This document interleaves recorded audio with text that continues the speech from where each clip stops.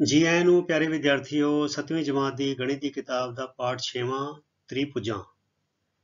ਇਸ ਪਾਠ ਦੇ ਪਰਿਭਾਸ਼ਾਵਾਂ ਅਤੇ ਸਿਧਾਂਤ ਨੂੰ ਸ਼ੁਰੂ ਕਰਦੇ ਹੋਏ ਆਓ ਕਰੀਏ ਇਹਦਾ ਭਾਗ ਪਹਿਲਾ। ਵੀਡੀਓ ਦੀ ਪਹਿਲੀ ਕਿਸ਼ਤ ਸ਼ੁਰੂ ਕਰਨ ਜਾ ਰਹੇ ਹਾਂ। ਸੋ ਵੀਡੀਓ ਨੂੰ ਪਿਆਰੇ ਵਿਦਿਆਰਥੀਓ ਬੜੇ ਧਿਆਨ ਨਾਲ ਸੁਣੋ, ਦੇਖੋ ਅਤੇ ਸਮਝੋ ਅਤੇ ਸਾਰੀ ਜ਼ਰੂਰੀ ਗੱਲਾਂ ਨੂੰ ਆਪਣੀ ਨੋਟਬੁੱਕ ਵਿੱਚ ਉਤਾਰ ਲਓ ਤੇ ਮਗਰੋਂ ਦੀ ਇਹਨਾਂ ਨੂੰ ਚੇਤਾ ਕਰਕੇ ਕੰਠ ਕਰਕੇ ਘੱਟ ਤੋਂ ਘੱਟ ਇੱਕ ਵਾਰੀ ਆਪਣੇ ਆਪ ਬਿਨਾਂ ਦੇਖੇ ਲਿਖਣ ਦਾ ਅਭਿਆਸ ਜ਼ਰੂਰ ਕਰੋ। ਸੋ ਜਿਹੜੀ ਦੀ ਸ਼ਬਦਾਵਲੀ ਹੈ, ਜਿਹੜੀ ਪਰਿਭਾਸ਼ਾਵਾਂ ਨੇ, ਸਿਧਾਂਤ ਨੇ, ਉਹਨਾਂ ਨੂੰ ਚੰਗੀ ਤਰ੍ਹਾਂ ਤੁਸੀਂ ਕੰਠ ਕਰ ਲੈਣਾ ਹੈ। ਜੇ ਤੁਸੀਂ ਕਰੋਗੇ ਤੇ ਫਿਰ ਜਿਹੜੇ ਅਭਿਆਸ ਦੇ ਵਿੱਚ ਸਵਾਲ ਆਉਣਗੇ ਉਹਨਾਂ ਨੂੰ ਕਰਨਾ ਤੇ ਸਮਝਣਾ ਤੁਹਾਡੇ ਲਈ ਬੜਾ ਸੌਖਾ ਹੋ ਜਾਏਗਾ। ਸੋ ਸ਼ੁਰੂ ਕਰੀਏ। ਪਹਿਲਾਂ ਇਸ ਵੀਡੀਓ ਵਿੱਚ ਵਰਤੀ ਜਾਣ ਵਾਲੀ ਸ਼ਬਦਾਵਲੀ ਨਾਲ ਜਾਣ ਪਛਾਣ ਕਰ ਲਈਏ।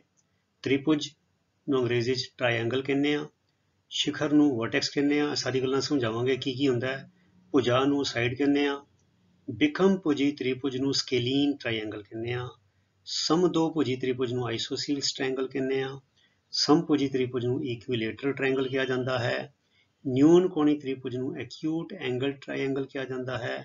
ਅਧਿਕ ਕੋਣੀ ਤ੍ਰਿਭੁਜ ਨੂੰ ਆਬਟਿਊਜ਼ ਐਂਗਲ ਟ੍ਰਾਇੰਗਲ ਕਿਹਾ ਜਾਂਦਾ ਹੈ ਤੇ ਸਮਕੋਣੀ ਤ੍ਰਿਭੁਜ ਨੂੰ ਰਾਈਟ ਐਂਗਲ ਟ੍ਰਾਇੰਗਲ ਕਿਹਾ ਜਾਂਦਾ ਹੈ। ਇਹ ਸਾਰੀ ਜਿਹੜੀ ਸ਼ਬਦਾਵਲੀ ਹੈ ਬੱਚਿਓ, ਨੋਟ ਡਾਊਨ ਕਰਕੇ ਇਹਨਾਂ ਨੂੰ ਬਾਰ-ਬਾਰ ਉੱਚੀ ਬੋਲੋ ਤਾਂ ਕਿ ਜਿਹੜੀ ਸ਼ਬਦਾਵਲੀ ਹੈ ਤੁਹਾਡੇ ਮੂੰਹ ਤੇ ਚੜ ਜਾਵੇ। ਠੀਕ ਹੈ, ਆਓ ਸ਼ੁਰੂ ਕਰੀਏ। ਸੋ ਤ੍ਰਿਭੁਜ ਕੀ ਹੁੰਦਾ ਬੱਚਿਓ? ਤ੍ਰਿਭੁਜ ਸਭ ਤੋਂ ਘੱਟ ਭੁਜਾਵਾਂ ਵਾਲਾ ਬਹੁਭੁਜ ਹੈ।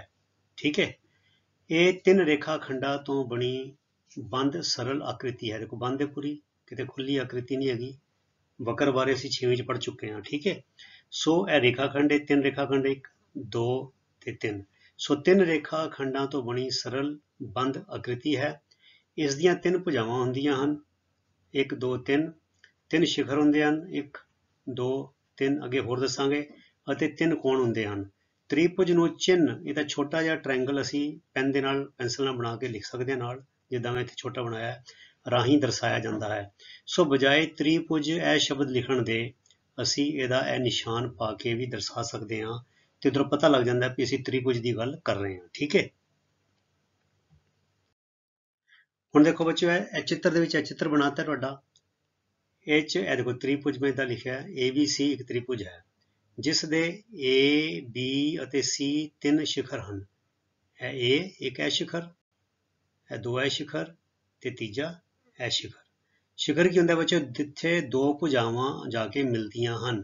ਠੀਕ ਹੈ, AB ਤੇ AC ਇੱਥੇ ਮਿਲੀ ਹੈ, AC ਤੇ BC C ਤੇ ਆ ਕੇ ਮਿਲੀ ਹੈ, AB ਤੇ BC B ਤੇ ਆ ਕੇ ਮਿਲੀ ਹੈ। ਠੀਕ ਹੈ, ਇਸੇ ਤਰ੍ਹਾਂ ਕੋਣ ABC ਜਾਂ ਇਹਨੂੰ B ਕਹਿ ਸਕਦੇ ਹਾਂ, ਇਹ ਵਾਲਾ ਕੋਣ B, ਕੋਣ C ਜਾਂ BCA, ਜਾਂ ਕੋਣ A ਅਰਥਾਤ ਇਹਨੂੰ BAC ਵੀ ਲਿਖ ਸਕਦੇ ਹਾਂ, CAB ਵੀ ਲਿਖ ਸਕਦੇ ਹਾਂ।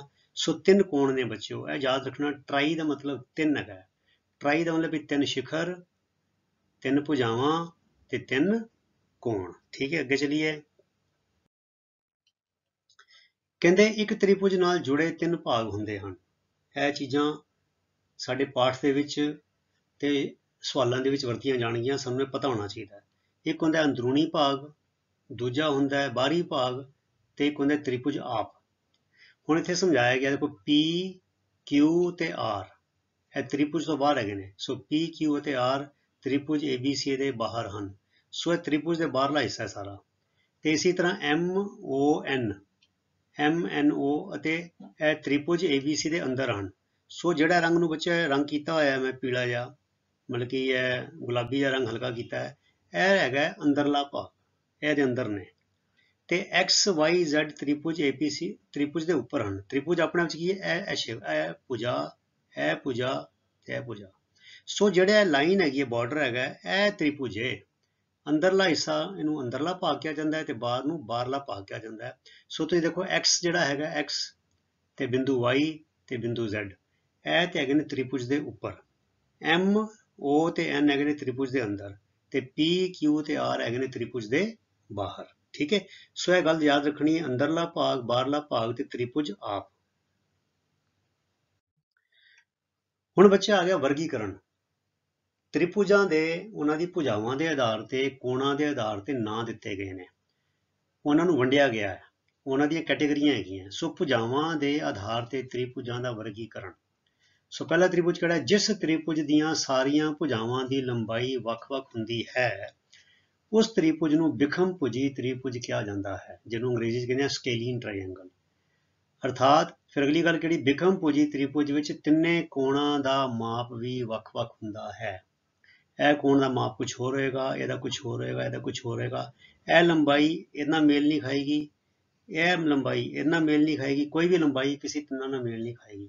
ਇਹ 3 ਸੈਂਟੀਮੀਟਰ ਹੋ ਸਕਦੀ ਹੈ, ਇਹ 1 ਸੈਂਟੀਮੀਟਰ ਹੋ ਸਕਦੀ ਹੈ, ਇਹ 4 ਸੈਂਟੀਮੀਟਰ ਹੋ ਸਕਦੀ ਹੈ, ਹਨਾ। ਮਤਲਬ ਬਰਾਬਰ ਨਹੀਂ ਹੋਣੀ, ਅਰਥਾਤ ਕੋਣ ਇਹ ਬਰਾਬਰ ਨਹੀਂ ਹੈਗਾ ਕੋਣ B ਦੇ, ਬਰਾਬਰ ਨਹੀਂ ਹੈਗਾ ਕੋਣ C ਦੇ, ਤੇ AB ਬਰਾਬਰ ਨਹੀਂ ਹੈਗੀ BC ਦੇ, ਤੇ BC ਬਰਾਬਰ ਨਹੀਂ ਹੈਗੀ CA ਦੇ। ਤਿੰਨਾਂ ਦਾ ਮਾਪ ਭੁਜਾਵਾਂ ਦਾ ਤੇ ਕੋਣਾਂ ਦਾ ਵੱਖ-ਵੱਖ ਹੁੰਦਾ ਹੈ, ਉਸ ਤ੍ਰਿਭੁਜ ਨੂੰ ਕਿਹਾ ਜਾਂਦਾ ਹੈ ਵਿਖਮ ਭੁਜੀ ਤ੍ਰਿਭੁਜ।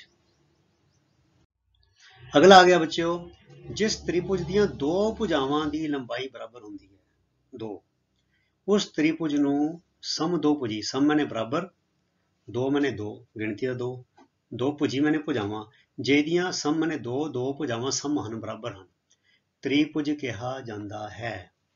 ਸਮਦੋਭੁਜੀ ਤ੍ਰਿਭੁਜ ਵਿੱਚ ਦੋ ਬਰਾਬਰ ਦੀਆਂ ਭੁਜਾਵਾਂ ਨਾਲ ਜੁੜੇ ਕੋਣ ਵੀ ਬਰਾਬਰ ਹੁੰਦੇ ਹਨ। ਸੋ ਸਮਦੋਭੁਜੀ ਵਿੱਚ ਬੱਚੋ ਦੋ ਭੁਜਾਵਾਂ ਬਰਾਬਰ ਹੋਣਗੀਆਂ ਤੇ ਦੋ ਕੋਣ ਬਰਾਬਰ ਹੋਣਗੇ। ਸੋ ਦੇਖੋ, ਇੱਕ ਇਹ ਭੁਜਾ ਬਰਾਬਰ ਹੈ AB, ਇੱਕ ਇਹ ਭੁਜਾ ਬਰਾਬਰ ਹੈ AC। BC ਬਰਾਬਰ ਨਹੀਂ ਹੈਗੀ, BC ਇਹਨਾਂ ਦੋਨਾਂ ਤੋਂ ਛੋਟੀ ਵੀ ਹੋ ਸਕਦੀ ਹੈ, ਵੱਡੀ ਵੀ ਹੋ ਸਕਦੀ ਹੈ, ਪਰ ਇਹਦੀ ਲੰਬਾਈ AB ਦੀ ਲੰਬਾਈ AC ਦੇ ਬਰਾਬਰ ਹੋਏਗੀ। ਇਸ ਕਰਕੇ ਅਸੀਂ ਇਹਦਾ ਨਿਸ਼ਾਨ ਪਾ ਕੇ ਦਰਸਾ ਦਿੰਦੇ ਹਾਂ ਚਿੱਤਰ ਵਿੱਚ ਕਿ ਇਹ ਦੋਨੋਂ ਬਰਾਬਰ ਨੇ। ਤੇ ਇਹਨਾਂ ਨਾਲ ਜੁੜਿਆ ਕੋਣ ਕਿਹੜਾ, ਇਹਦੇ ਨਾਲ ਇੱਕ ਕੋਣ ਇਹ ਜੁੜਿਆ ਤੇ ਇਹਦੇ ਨਾਲ ਇੱਕ ਕੋਣ ਇਹ ਜੁੜਿਆ। ਸੋ ਇਹ ਕੋਣ ਵੀ ਦੋਨੋਂ ਆਪਸ ਵਿੱਚ ਹਮੇਸ਼ਾ ਬਰਾਬਰ ਹੋਣਗੇ, ਯਾਦ ਰੱਖਿਓ ਬੱਚੇ ਇਹ ਗੱਲਾਂ ਨੂੰ। ਸੋ ਕੋਣ A ਬਰਾਬਰ ਨਹੀਂ ਹੈਗਾ, ਕੋਣ A ਬਰਾਬਰ ਨਹੀਂ ਹੈਗਾ, ਪਰ ਕੋਣ B ਅਤੇ C ਬਰਾਬਰ ਹੈਗੇ ਨੇ। ਇਸੇ ਤਰ੍ਹਾਂ AB ਬਰਾਬਰ AC ਹੈ, AB ਬਰਾਬਰ AC ਹੈ, ਪਰ BC ਦੇ ਬਰਾਬਰ ਨਹੀਂ ਹੈ। BC ਛੋਟੀ ਜਾਂ ਵੱਡੀ ਹੋ ਸਕਦੀ ਹੈ ਇਹਨਾਂ AB ਔਰ AC ਤੋਂ, ਤੇ ਕੋਣ A ਵੀ B ਜਾਂ C ਤੋਂ ਵੱਡਾ ਛੋਟਾ ਹੋ ਸਕਦਾ ਹੈ, ਪਰ B ਅਤੇ C ਆਪਸ ਵਿੱਚ ਬਰਾਬਰ ਹੋਏਗਾ ਅਤੇ AB ਤੇ AC ਬਰਾਬਰ ਹੋਣਗੇ। ਇਸ ਹਾਲਤ ਵਿੱਚ ਬੱਚਿਓ ਇਸ ਤ੍ਰਿਭੁਜ ਨੂੰ ਕਿਹਾ ਜਾਂਦਾ ਹੈ ਸਮਦੋਭੁਜੀ। ਯਾਦ ਰੱਖਣਾ, ਸਮ ਮਾਨੇ ਬਰਾਬਰ, ਦੋ ਮਾਨੇ ਦੋ ਦੀ ਗਿਣਤੀ, ਜਿਹਦਾ ਨਾ ਹਮਸਰ ਦੀਨ ਦਿਆਲ ਨਾ ਤੁਮਸਰ ਅਬ ਪਤਿਆਰ ਕਿਆ ਕੀਜੈ। ਸੋ ਸਮ ਦਾ ਮਤਲਬ ਹੁੰਦਾ ਹੈ ਬਰਾਬਰ। ਏਕ ਦ੍ਰਿਸ਼ਟ ਕਰ ਸਮਸਰ ਜਾਣੈ, ਜੋਗੀ ਕਹੀਐ ਸੋਈ, ਗੁਰਬਾਣੀ 'ਚ ਵੀ ਹੁੰਦਾ। ਸੋ ਸਮ ਦਾ ਮਤਲਬ ਹੁੰਦਾ ਬਰਾਬਰ। ਠੀਕ ਹੈ, ਅੱਗੇ ਚਲੀਏ। ਫਿਰ ਆ ਗਿਆ ਬੱਚਿਓ, ਜਿਸ ਤ੍ਰਿਭੁਜ ਦੀਆਂ ਸਾਰੀਆਂ ਭੁਜਾਵਾਂ ਦੀ ਲੰਬਾਈ ਬਰਾਬਰ ਹੁੰਦੀ, ਸਾਰੀਆਂ ਦੀ। ਪਹਿਲਾਂ ਅਸੀਂ ਲਿਆ ਕਿਸੇ ਦੀ ਬਰਾਬਰ ਨਹੀਂ ਹੈਗੀ, ਇੱਕ ਵੀ ਬਰਾਬਰ ਨਹੀਂ ਹੈਗੀ, ਉਹ ਹੋ ਗਿਆ ਵਿਖਮ ਭੁਜੀ। ਫਿਰ ਦੋ ਬਰਾਬਰ ਹੋ ਗਈਆਂ, ਸਮਦੋਭੁਜੀ। ਹੁਣ ਸਾਰੀਆਂ ਬਰਾਬਰ, ਤੇ ਸਾਨੂੰ ਇੱਕ ਦੋ ਕਹਿਣ ਦੀ ਲੋੜ ਹੀ ਨਹੀਂ, ਤਿੰਨ ਕਹਿਣ ਦੀ ਲੋੜ ਹੀ ਨਹੀਂ, ਸਮਭੁਜੀ, ਵੀ ਸਾਰੀਆਂ ਬਰਾਬਰ ਨੇ, ਸਾਰੀਆਂ ਭੁਜਾਵਾਂ ਬਰਾਬਰ ਨੇ। ਸੋ ਜਿਸ ਤ੍ਰਿਭੁਜ ਦੀਆਂ ਸਾਰੀਆਂ ਭੁਜਾਵਾਂ ਦੀ ਲੰਬਾਈ ਬਰਾਬਰ ਹੁੰਦੀ ਹੈ ਉਸ ਤ੍ਰਿਭੁਜ ਨੂੰ ਸਮਭੁਜੀ ਤ੍ਰਿਭੁਜ ਕਿਹਾ ਜਾਂਦਾ ਹੈ। ਤੇ ਸਮਭੁਜੀ ਤ੍ਰਿਭੁਜ ਦੇ ਤਿੰਨੇ ਕੋਣਾਂ ਦਾ ਮਾਪ 60 ਡਿਗਰੀ ਹੁੰਦਾ, ਬੱਚੇ ਯਾਦ ਰੱਖਣਾ, ਇਹ ਕਦੀ ਨਹੀਂ ਬਦਲਦਾ। ਦੁਨੀਆ ਦਾ ਜਿਹੜਾ ਮਰਜ਼ੀ ਤ੍ਰਿਭੁਜ ਲੈ ਲਓ, ਸਮਭੁਜੀ ਤ੍ਰਿਭੁਜ ਲੈ ਲਓ, ਛੋਟੇ ਤੋਂ ਛੋਟਾ, ਵੱਡੇ ਤੋਂ ਵੱਡਾ, ਉਹਦੇ ਤਿੰਨਾਂ ਕੋਣਾਂ ਦਾ ਮਾਪ ਹਮੇਸ਼ਾ 60 ਡਿਗਰੀ ਹੋਏਗਾ। ਠੀਕ ਹੈ ਬੱਚਿਓ। ਸੋ ਕੋਣ A ਬਰਾਬਰ B ਬਰਾਬਰ C ਬਰਾਬਰ 60 ਡਿਗਰੀ, AB ਬਰਾਬਰ AC ਬਰਾਬਰ BC। 1 ਸੈਂਟੀਮੀਟਰ 1 ਸੈਂਟੀਮੀਟਰ, ਜਾਂ 2 ਸੈਂਟੀਮੀਟਰ 2 ਸੈਂਟੀਮੀਟਰ, ਜਾਂ 4 ਮੀਟਰ 4 ਮੀਟਰ, ਜਿੰਨਾ ਮਰਜ਼ੀ ਲੈ ਲਓ, ਪਰ ਤਿੰਨਾਂ ਦੀ ਲੰਬਾਈ ਬਰਾਬਰ ਹੋਏਗੀ ਤੇ ਤਿੰਨੋਂ ਕੋਣ ਬੱਚਿਓ 60 ਡਿਗਰੀ ਦੇ ਹੋਣਗੇ। ਅੱਗੇ ਚਲੀਏ। ਹੁਣ ਆ ਗਿਆ ਬੱਚਿਓ ਕੋਣਾਂ ਦੇ ਆਧਾਰ ਤੇ। ਇਹ ਤੇ ਸੀਗੀ ਬੱਚਿਓ ਭੁਜਾਵਾਂ ਦੇ ਆਧਾਰ ਤੇ। ਹੁਣ ਕੋਣਾਂ ਦੇ ਆਧਾਰ ਤੇ ਵੀ ਇਹਨਾਂ ਦੀ ਵੰਡ ਕੀਤੀ ਜਾਂਦੀ ਹੈ, ਇਹਨਾਂ ਦੇ ਨਾਂ ਦਿੱਤੇ ਜਾਂਦੇ ਨੇ। ਜਿਸ ਤ੍ਰਿਭੁਜ ਦੇ ਸਾਰੇ ਕੋਣਾਂ ਦਾ ਮਾਪ 90 ਡਿਗਰੀ ਤੋਂ ਘੱਟ ਹੁੰਦਾ ਹੈ ਉਸ ਤ੍ਰਿਭੁਜ ਨੂੰ ਨਿਊਨ ਕੋਣੀ, ਨਿਊਨ ਮਾਨੇ ਛੋਟਾ, 90 ਤੋਂ ਛੋਟਾ, ਨਿਊਨ ਕੋਣ।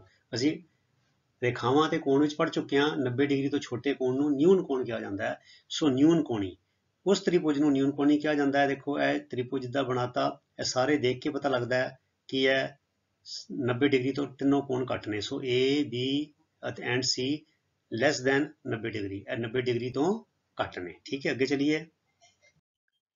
ਹੁਣ ਆ ਗਿਆ ਬੱਚੋ, ਜਿਸ ਤ੍ਰਿਭੁਜ ਦੇ ਕਿਸੇ ਵੀ ਇੱਕ ਕੋਣ ਦਾ ਮਾਪ, ਕਿਸੇ ਵੀ ਕੋਣ ਦਾ ਮਾਪ ਇੱਕ ਦਾ ਹੀ ਹੋਏਗਾ, ਦੋ ਤਾਂ ਹੋ ਹੀ ਨਹੀਂ ਸਕਦੇ, ਕਿਸੇ ਵੀ ਇੱਕ ਕੋਣ ਦਾ ਮਾਪ 90 ਡਿਗਰੀ ਹੋਵੇ ਤਾਂ ਉਸ ਤ੍ਰਿਭੁਜ ਨੂੰ ਸਮਕੋਣੀ ਤ੍ਰਿਭੁਜ ਕਹਿੰਦੇ। ਸਮਕੋਣੀ ਯਾਦ ਰੱਖਣਾ, ਸਮਕੋਣ ਮੈਨੇ ਅਸੀਂ ਪੜ੍ਹ ਚੁੱਕੇ, ਸਮਕੋਣ ਹੁੰਦਾ 90 ਡਿਗਰੀ ਦਾ ਕੋਣ। ਠੀਕ ਹੈ, ਸੋ ਸਮਕੋਣੀ ਤ੍ਰਿਭੁਜ ਕਿਹਾ ਜਾਂਦਾ ਹੈ। ਤੇ ਅਗਲੀ ਗੱਲ ਹੈ ਬੱਚਿਓ, ਕੰਠ ਕਰ ਲਓ ਚੰਗੀ ਤਰ੍ਹਾਂ, ਕਿਸੇ ਵੀ ਤ੍ਰਿਭੁਜ ਵਿੱਚ ਦੋ ਸਮਕੋਣ ਨਹੀਂ ਹੋ ਸਕਦੇ। ਇਹ ਗੱਲ ਚੰਗੀ ਤਰ੍ਹਾਂ ਪੱਲੇ ਬੰਨ ਲਓ। ਕਿਸੇ ਵੀ ਤ੍ਰਿਭੁਜ ਵਿੱਚ ਇੱਕ ਹੀ ਸਮਕੋਣ ਹੋਏਗਾ, ਦੋ ਸਮਕੋਣ ਕਦੀ ਵੀ ਨਹੀਂ ਹੋਣਗੇ। ਅੱਗੇ ਚਲੀਏ। ਹੁਣ ਆ ਗਿਆ ਬੱਚਿਓ ਕਿ ਜਿਸ ਤ੍ਰਿਭੁਜ ਦੇ ਕਿਸੇ ਵੀ ਇੱਕ ਕੋਣ ਦਾ ਮਾਪ 90 ਡਿਗਰੀ ਤੋਂ ਵੱਧ ਹੋਵੇ ਤਾਂ ਉਸ ਤ੍ਰਿਭੁਜ ਨੂੰ ਅਧਿਕ ਕੋਣੀ ਤ੍ਰਿਭੁਜ ਕਿਹਾ ਜਾਂਦਾ ਹੈ। ਹੁਣ ਦੇਖੋ ਇਹ ਵਾਲਾ ਜਿਹੜਾ ਹੈ ਇਹ ਸਾਫ਼ ਪਤਾ ਲੱਗਦਾ 90 ਡਿਗਰੀ ਤੋਂ ਜ਼ਿਆਦਾ ਹੈਗਾ। ਸੋ A ਗ੍ਰੇਟਰ ਦੈਨ 90 ਡਿਗਰੀ। ਹੁਣ ਅਗਲੀ ਗੱਲ ਹੈ ਵੀ ਪੱਲੇ ਬੰਨ ਲਓ।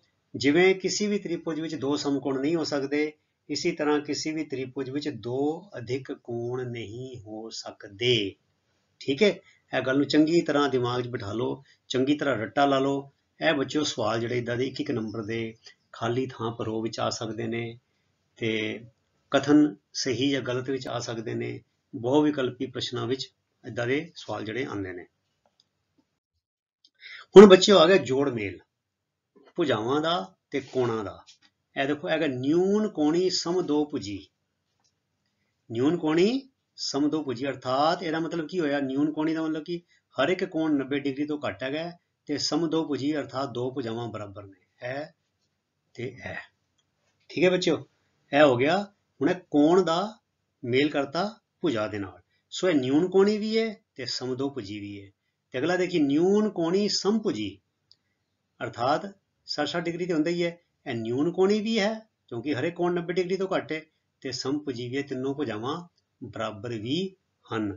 ਤੇ ਅਗਲਾ ਹੈਗਾ ਵਿੱਚ ਨਿਊਨ ਕੋਣੀ ਬਿਖਮਭੁਜੀ ਅਰਥਾਤ ਹਰੇਕ ਕੋਣ 90 ਡਿਗਰੀ ਤੋਂ ਘੱਟ ਵੀ ਹੈ, ਤੇ ਕਿਸੇ ਵੀ ਭੁਜਾ ਦਾ ਲੰਬਾਈ ਕਿਸੇ ਦੂਜੀ ਭੁਜਾ ਦੇ ਬਰਾਬਰ ਨਹੀਂ ਹੈ। ਬੱਚਿਓ ਸਾਰੀ ਗੱਲਾਂ ਨੂੰ ਬੜੀ ਚੰਗੀ ਤਰ੍ਹਾਂ ਦੇਖ ਲਓ, ਸੁਣ ਲਓ, ਸਮਝ ਲਓ। ਇਹ ਬੜੀਆਂ ਹੀ ਮਹੱਤਵਪੂਰਨ ਨੇ ਔਰ ਇਹ ਬੜੀਆਂ ਤੁਹਾਡੇ ਕੰਮ ਆਉਣ ਵਾਲੀਆਂ ਨੇ, ਔਰ ਇਹ ਅੱਗੇ ਜਾ ਕੇ 8ਵੀਂ 9ਵੀਂ 10ਵੀਂ ਵਿੱਚ ਵੀ ਬੜੇ ਵਿਆਪਕ ਰੂਪ ਵਿੱਚ ਵਰਤੀਆਂ ਜਾਣਗੀਆਂ ਸਾਰੀਆਂ ਗੱਲਾਂ। ਸੋ ਇਹ ਸ਼ਬਦਾਵਲੀ ਨੂੰ ਤੁਸੀਂ ਚੰਗੀ ਤਰ੍ਹਾਂ ਸਮਝ ਲੈਣਾ ਹੈ। ਸੋ ਬੜੇ ਮਿਹਨਤ ਕਰਕੇ ਮੈਂ ਇਹ ਵੀਡੀਓ ਤਿਆਰ ਕੀਤਾ ਹੈ, ਤੇ ਤੁਸੀਂ ਇਹਦਾ ਵੱਧ ਤੋਂ ਵੱਧ ਲਾਹਾ ਲਵੋ।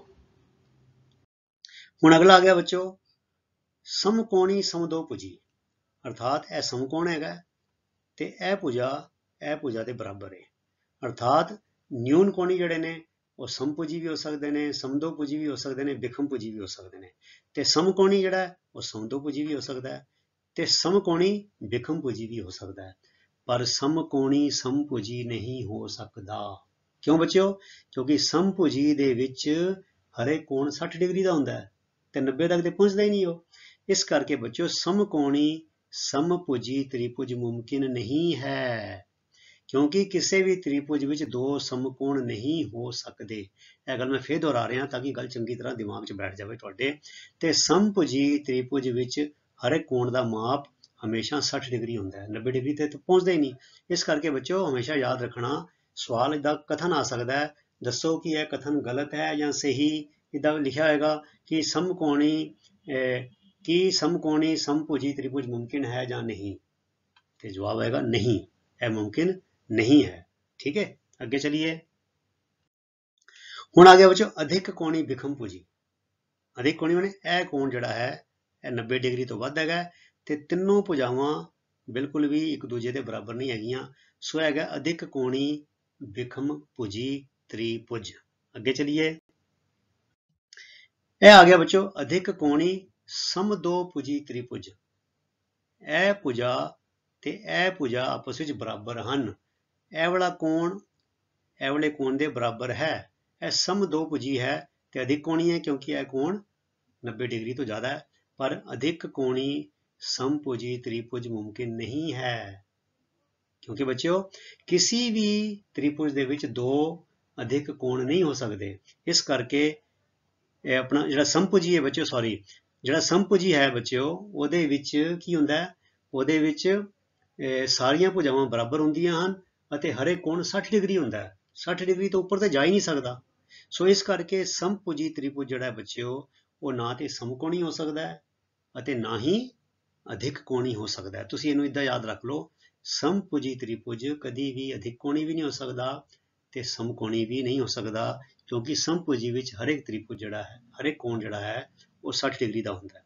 ਸੋ ਬੱਚਿਓ ਅਧਿਕ ਕੋਣੀ ਜਿਹੜਾ ਹੈ ਉਹ ਬਿਖਮਭੁਜੀ ਵੀ ਹੋ ਸਕਦਾ ਹੈ ਤੇ ਸਮਦੋਭੁਜੀ ਵੀ ਹੋ ਸਕਦਾ ਹੈ, ਪਰ ਸਮਭੁਜੀ ਨਹੀਂ ਹੋ ਸਕਦਾ। ਇਹੀ ਗੱਲ ਸਮਕੋਣੀ ਤ੍ਰਿਭੁਜ ਤੇ ਵੀ ਲਾਗੂ ਹੋ ਸਕਦੀ ਹੈ। ਸਮਕੋਣੀ ਤ੍ਰਿਭੁਜ ਬਿਖਮਭੁਜੀ ਵੀ ਹੋ ਸਕਦਾ ਹੈ, ਸਮਦੋਭੁਜੀ ਵੀ ਹੋ ਸਕਦਾ ਹੈ, ਪਰ ਸਮਭੁਜੀ ਨਹੀਂ ਹੋ ਸਕਦਾ। ਸੋ ਐਸੀ ਪਿਆਰੇ ਵਿਦਿਆਰਥੀਓ ਤੁਹਾਡੀ ਪਹਿਲੀ ਕਿਸ਼ਤ, ਜਿਹਦੇ ਵਿੱਚ ਅਸੀਂ ਤ੍ਰਿਭੁਜਾਂ ਦੀ ਮੁੱਢਲੀ ਜਾਣਕਾਰੀ ਤੇ ਉਹਨਾਂ ਦਾ ਭੁਜਾਵਾਂ ਦੇ ਆਧਾਰ ਤੇ ਅਤੇ ਕੋਣਾਂ ਦੇ ਆਧਾਰ ਤੇ ਜਿਹੜਾ ਵਰਗੀਕਰਨ ਹੈ ਤੇ ਉਹਨਾਂ ਦਾ ਜੋੜ ਮੇਲ ਹੈ, ਉਹਦੇ ਬਾਰੇ ਅਸੀਂ ਜਾਣਕਾਰੀ ਹਾਸਿਲ ਕੀਤੀ ਹੈ। ਇਹ ਬੱਚਿਓ ਬੜੀ ਮਹੱਤਵਪੂਰਨ ਗੱਲਾਂ ਨੇ। ਪੈਨ ਪੈਨਸਿਲ ਲੈ ਕੇ, ਰਫ ਪੇਪਰ ਲੈ ਕੇ, ਰਫ ਕਾਗਜ਼ ਲੈ ਕੇ ਇਹ ਸਾਰੀ ਤਸਵੀਰਾਂ ਨੂੰ ਖਿੱਚ ਕੇ ਡਰਾਅ ਕਰਕੇ ਤੇ ਗੱਲਾਂ ਨੂੰ ਜਿਹੜੀਆਂ ਮੈਂ ਦੱਸੀਆਂ ਸਾਰੀ ਇਹ ਸ਼ਬਦਾਵਲੀ ਨੂੰ ਚੰਗੀ ਤਰ੍ਹਾਂ ਸਮਝ ਲਵੋ। ਸੋ ਪਿਆਰੇ ਵਿਦਿਆਰਥੀਓ, ਤੁਸੀਂ ਇਸੇ ਤਰ੍ਹਾਂ ਨੇਮ ਦੇ ਨਾਲ, ਉਤਸ਼ਾਹ ਦੇ ਨਾਲ ਤੇ ਨਿਰੰਤਰਤਾ ਦੇ ਨਾਲ ਆਪਣੀ ਪੜ੍ਹਾਈ ਕਰੀ ਚਲੋ ਤੇ ਅਗਲੇ ਵੀਡੀਓ ਤੱਕ ਲਈ ਗੁੱਡ ਬਾਏ ਤੇ ਤੁਹਾਡਾ ਸਾਰਿਆਂ ਦਾ ਬਹੁਤ ਬਹੁਤ ਧੰਨਵਾਦ। ਰੱਬ ਰਾਖਾ।